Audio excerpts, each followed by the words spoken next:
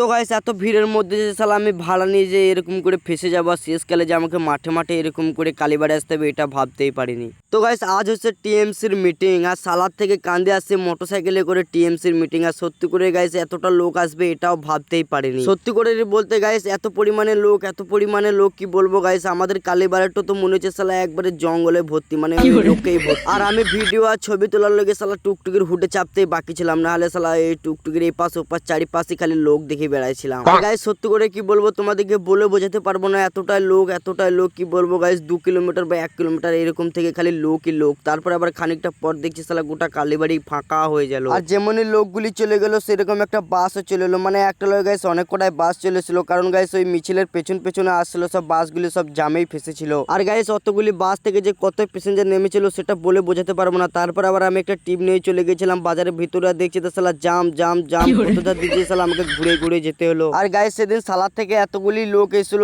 গোটা কান্দি মনে হচ্ছিল শালা জামের ভর্তি, মানে সত্যি করে গাইস অন্য দিনের থেকে আজকে কান্দিটা এতটাই জাম ছিল কি বলবো। তারপরে আমি মনে করলাম গাইস একটা ছোট গলি পাড়া দিয়ে এটা দিয়ে বেড়ে চলে যাবো। তারপর আবার আমাকে পুলিশে আটকে দিয়ে আমাকে একটা মাঠের দিক দিয়ে নিয়ে চলে যেতে হয়েছিল। তারপর আবার আমি বাড়ি চলে এসে হালকা পাতলা করে খাওয়া দাওয়া রেডি করে নিয়ে আবার বেরিয়ে পড়লাম কালীবাড়ির উদ্দেশ্যে, কারণ গাইস সকালবেলা আমার সেরকম কোনো ইনকাম হয়নি বলে বিকালবেলায় আর কিছু ইনকাম করতে হবে বলে আমি আবার চলে গেছি কালীবাড়ি। আর কালীবাড়ি যেতে গিয়ে দেখছি তো আমাদের এখানে আবার নতুন রাস্তা করবে, তার জন্য জিসিবি উলার সব চলে এসেছে। ওয়াও গাইস কতদিন পর যাবা শালা নতুন রাস্তার মুখ দেখবো। তারপর আবার কালীবাড়ি এসেছে দেখছি তো শালা বেশি হেলিকপ্টার নাই কিন্তু ভাড়াও নাই, কারণ গাইস একটা কথা কি জানো তো, যেদিন আমাদের কালীবাড়ি মোড়ে অনেক হেলিকপ্টার থাকবে সেদিন শালা অনেক ভাড়াও থাকবে।